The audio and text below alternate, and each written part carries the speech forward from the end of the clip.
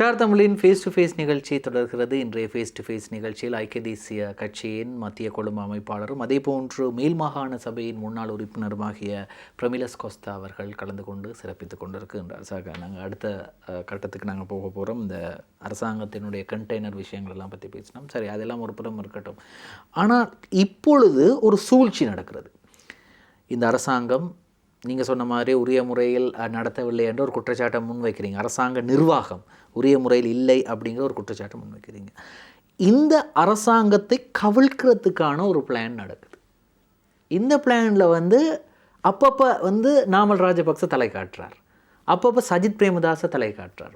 ஏற்கனவே சொன்னாங்க ஆகஸ்ட் ஜனாதிபதி சஜித் பிரேமதாஸ், இந்த வருடம் ஆகஸ்ட்டில் சஜித் பிரேமதாஸ் ஜனாதிபதி ஆகிறார். இப்போ என்ன சொல்கிறாங்க, திதாஸ் விசினாமே ஜனாதிபதி நாமல் ராஜபக்ச அப்படின்ற ஒரு ஃபிக்ஸ் ஆகி இந்த அரசாங்கத்தை கவிழ்க்கிற ஒரு பிளான் ஒன்று இருக்குது.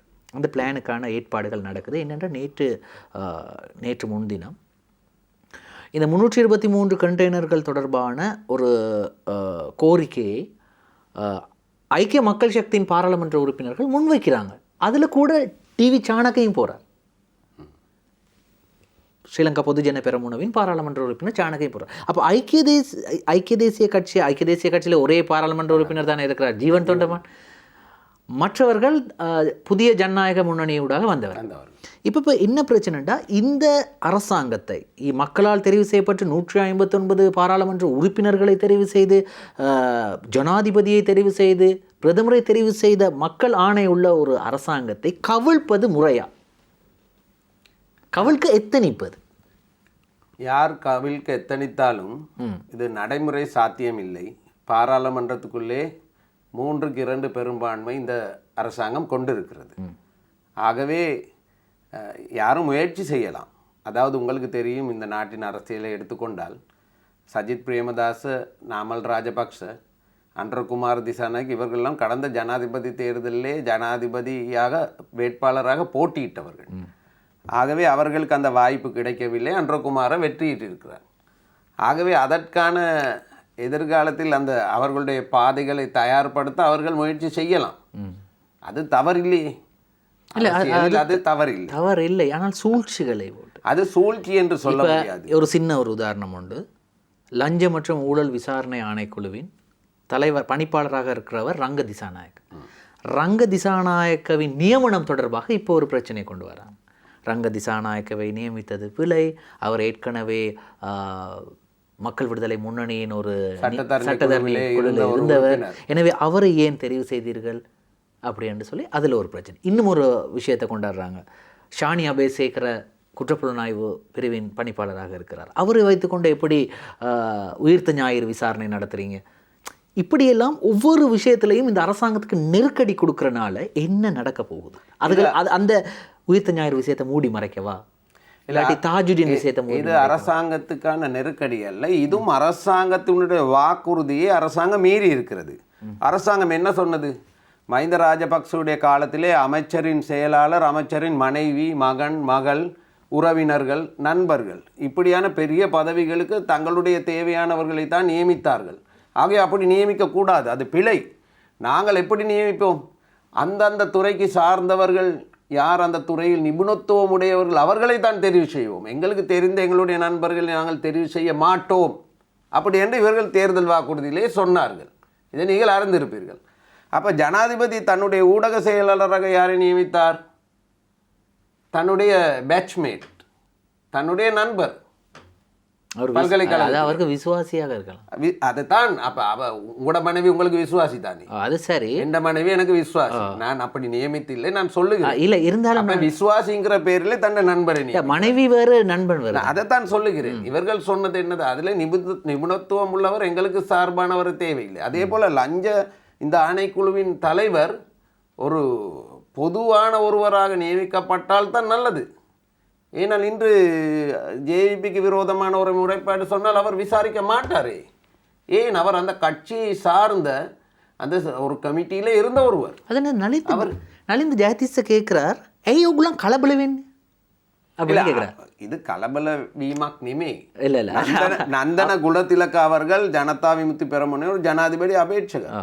அவர் இன்று அதை வெளிப்படுத்தியிருக்கிறார். இவர் இந்த கமிட்டிகளில் இருந்த ஒருவரை இவர்கள் நியமித்திருக்கிறார். அதான் அப்போ அது இந்த கட்சி வந்து தனக்கு எதிராக கதைக்கக்கூடியவர்களின் வாயை அடக்குவதற்காக வேண்டி இப்போ சாமர சம்பத்தை எடுங்களேன். இன்று ஒரே ஒரு பாராளுமன்ற உறுப்பினர் அரசாங்கத்துக்கு எதிராக பாராளுமன்றத்தில் குரல் கொடுக்கிறார். உடனே அவரை ஏதாவது ஒரு விடயத்துக்கு கொண்டு போகிறார்கள். அப்போ அவர் என்ன சொல்கிறார்? என்னுடைய வாயை நீங்கள் மூட முடியாது. அப்போ ஜனநாயக ரீதியாக மக்கள் தெரிவு செய்த உறுப்பினருக்கு பாராளுமன்றத்தில் இருக்கிற ஒரு சிறிய குழு தான் இந்த எதிர்கட்சிக்கு இருக்குது. அவர்களுடைய வாயை மூடுவதற்கு நீங்கள் இந்த ஆணைக்குழுவை பயன்படுத்தினீர்கள் என்று சொன்னால் அது பிழையான விடயம். ஆகவே எங்களுக்கு இருக்க சந்தேகம் என்னென்று சொன்னால், நீங்கள் இதுக்கு ஒரு பொதுவான ஒருவரை நீங்கள் நியமித்திருக்கலாமே, ஏன் உங்களோட கட்சியை சேர்ந்த ஒருவரை இந்த பதவிக்கு நியமித்தீர்கள் என்பது தான் இந்த இடத்துல இருக்கிற குற்றச்சாட்டு. சரி, அப்படியே நாங்கள் குற்றச்சாட்டாகவே அதை வைத்துக்கொள்வோமே. அதாவது இந்த பதவிக்கு ரங்க திசாநாயக்கை ஏன் நியமித்தீர்கள்? ஆனால் அவர் சொல்கிறார், ரங்க திசாநாயக் சொல்கிறார், இந்த பதவியை, என்னுடைய பதவியை நீங்கள் விமர்சிக்கலை, நீங்கள் விமர்சிக்கிறது லஞ்ச ஊழல் விசாரணை ஆணைக்குழுவின் பணிப்பாளரை விமர்சிக்கிறீங்க, உங்களுக்கு எதிராக சட்ட நடவடிக்கை எடுக்கப்படும் என்று சொல்கிறார். அது பார்ப்போமே, அதை நடக்குமா நடக்காதா என்று நாங்கள் பிறகுதான் நாங்கள் பார்க்க போகிறோம். ஆனால் இப்போ இருக்கிற இன்னும் ஒரு மிக பிரதானமான ஒரு பிரச்சனை, அரசாங்கத்தின் விசாரணைகளை முடக்குவதற்கு எதிர்க்கட்சி குழப்பி கொண்டு இருக்கிறாங்க. அது நீங்கள் நாமல் ராஜபக்சவாக இருக்கலாம், சஜித் பிரேமதாசவாக இருக்கலாம், கயந்த கருணாதிலகவாக இருக்கலாம். இந்த கூட்டணி எல்லாமே, இவங்க எல்லாருமே என்ன செய்கிறாங்க, அரசாங்கத்தினுடைய விசாரணைகளை குழப்புறாங்க. ஏனெண்டா எதிர்காலத்தில் இது அரசாங்கம் சொல்கிறாங்க, அவங்களுடைய விசாரணைகள் வந்துவிடும், அதுக்காக இப்படி அவங்க குழம்புறாங்க, இல்லாட்டி கலபல வேணும் அப்படிங்கிற. இது என்ன, எந்த விதத்தில் இது? அதாவது ஒரு அரசாங்கம் பதவியேற்ற பிறகு கடந்த கால அரசாங்கத்துக்கு எதிரான முறைப்பாடுகளை விசாரிப்பது வழமையாக நடக்கிறது. நல்லாட்சி அரசாங்கம் ரணில் விக்ரமசிங்க மைத்திரிபாலன் வந்தோன்னா மஹிந்த ராஜபக்சோட விடயங்களை விசாரித்தார்கள். மஹிந்த வந்தால் மற்ற பக்கம் இதே தானே இவர்களும் செய்கிறார்கள். ஊழல் முறைப்பாடு அளவுக்கு யாரும் செய்ய இல்லை. ஊழல் முறைப்பாடு என்பது தங்களுடைய முதலாவதாக தங்களுடைய கட்சியிலே நிகழ்காலத்திலே நடக்கும் குறைபாடுகளையும் அவர்கள் விசாரிக்க வேண்டும். அப்படி என்று சொன்னால் தான் உண்மையாக அவர்கள் நாட்டுப்பற்று. அப்படி எல்லாம் கடந்த காலங்களில் விசாரித்திருந்திருந்தால் இந்த சீயட்ட துணை அல்லது 3% வாக்குகளை எடுத்தவர்கள் 159 ஆசனங்களை பெற்றிருக்க மாட்டார்கள். ஆனால் 76 வருடங்கள் இவையெல்லாம் ஒழுங்காக நடக்கவில்லை என்பதனால் தான் மக்களுக்கு தேவைப்பட்டது இவங்க மாற்றும். இல்லை, மக்களுடைய சிந்தனை பிழை என்று நாங்கள் சொல்லவில்லை. அது இவர்கள் சரியாக அதை நிறைவேற்றாவிட்டால் திரும்பவும் 3% போகிறதுக்கு நீண்ட நேரம் போகாது. மக்கள் அதை மாற்றி அமைக்க வேண்டும் என்று சொன்னார்கள், அதை உடனே செய்வார்கள். ஆனால் இவர்கள் செய்வது ஒரு அரசியல் பழிவாங்கலுக்காக மாத்திரம் என்கிறபடியால் தான் மக்கள் அந்த ஒரு எதிர்ப்பு வருகிறது. ஏனென்று சொன்னால் பாருங்கள், இப்போ இவர்களுடைய ஊழல் குற்றச்சாட்டுகளும் நிறைய வந்து கொண்டிருக்கிறதே. இப்போ ஒரு பாராளுமன்ற உறுப்பினர் அவர் கடந்த காலத்திலே தொலைக்காட்சியிலே சொல்லுகிறார், நாங்கள் எதிர்கட்சியில் இருக்கும் பொழுது எங்களுடைய பிரச்சார நடவடிக்கைகள் போகிறோம், எங்களுடைய வாகனத்துக்கு பெட்ரோல் எங்களுக்கு தருவது அந்த கிராமத்தை சேர்ந்த எங்களோட ஆதரவாளர்கள், எங்களுடைய வீட்டுக்கு வாழைப்பழம் தந்தார்கள், மரக்கறி தந்தார்கள் என்றெல்லாம் சொல்லுகிறார், எங்களுக்கு உடை தருகிறார்கள். அதை வைத்துத்தான் ஜேவிபி அரசியல் செய்தது. இன்று சொத்து பிரகடனத்தை பார்க்கும் பொழுது அவருக்கு எத்தனையோ ஏக்கர் காணி இருக்கிறது, எத்தனையோ கோடி பணம் இருக்கிறது. சொல்வது வசந்த சமரசிங்க இந்த 2 நிகழ்ச்சியும் காட்டுகிறார்கள். அப்போ நீங்கள் இப்படியான ஒரு பண வசதி படைத்தவர்கள் ஏன் மக்களை ஏமாற்றி வாழ்ந்துருக்கீங்க? ஆனால் அதற்கான விளக்கத்தை அவங்க சொல்கிறாங்க.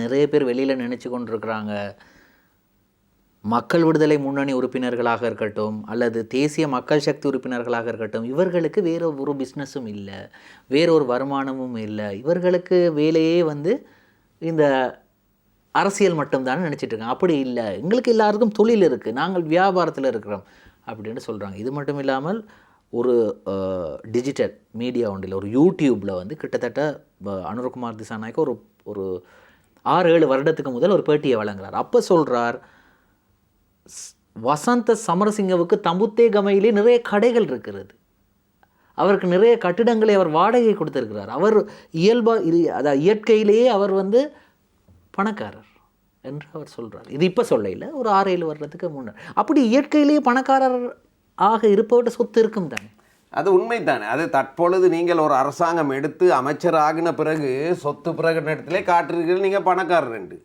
இதற்கு முதல் நீங்கள் அரசியல் செய்யும் பொழுது நீங்கள் அரசியல் இவ்வளோ காலம் செய்தீர்களே, அப்பொழுது நீங்கள் ஒரு சொத்துடைமைக்காரர் ஏன் இந்த மாதிரியான ஒரு நிலைமையில் மற்றவர்களுடைய உடையை உடுத்திக் கொள்கிறீர்கள்? அன்புல தர்றாங்களா இருக்கு. இல்லை பிள்ளை அவரே சொல்லியிருக்கிறார். தாங்கள் போய் இப்போ நீங்கள் சொன்னால் நம்ப மாட்டீர்கள். ஜேஇபி கட்சியினுடைய ஒரு போஸ்டர், அதை கொண்டு போய் ஒட்டுகிறவர்கள் ஒரு போஸ்டருக்கு எனக்கு ஞாபகம் இருக்கிற 6 ரூபாய் பணம் கொடுத்தார்கள் ஒரு காலத்திலே. வேறு கட்சிகளில் கொடுக்க மாட்டார்கள். இப்போ எங்களுடைய கட்சியில் போஸ்டர் கொஞ்சம் கொண்டு வந்து எங்களுக்கு ஒட்ட வேண்டும் என்று சொன்னால் அந்த செலவை நாங்கள் தான், கட்சி தராது. நாங்கள் எங்களுடைய பாக்கெட் மணி, எங்களுடைய காசில் தான் அதை சமாளித்து கொள்ள வேண்டும். ஆனால் இந்த கட்சியிலே ஒரு போஸ்டரை ஒட்டி கொடுப்பவருக்கு 6 ரூபாய் பணம் கட்சி கொடுத்தது. கட்சியிடம் பணம் இருந்தது. அந்த உண்டியல் மூலமாக மக்கள் பணம் இவர்கள் சேகரித்தது. சரியா? அதே போல் இவர்கள் சொல்வதிலே நிறைய விடயங்கள் நடைமுறைக்கு ஒத்துவராத பிற்போக்குவாதமான என்ற விடயங்கள் உங்களுக்கு எதிர்காலத்தில் இன்னுமே உங்களுக்கு உறுதியாக தெரிய வரும். பார்ப்போம், நிறைய விடயங்கள் எதிர்காலத்தில் தெரிய வரும் என்று முடித்திருக்கிறார். தொடர்ச்சியாக பேசலாம். ஸ்டார் தமிழின் ஃபேஸ் டு ஃபேஸ் நிகழ்ச்சியில் ஒரு சிறு விளம்பர இடைவேளை.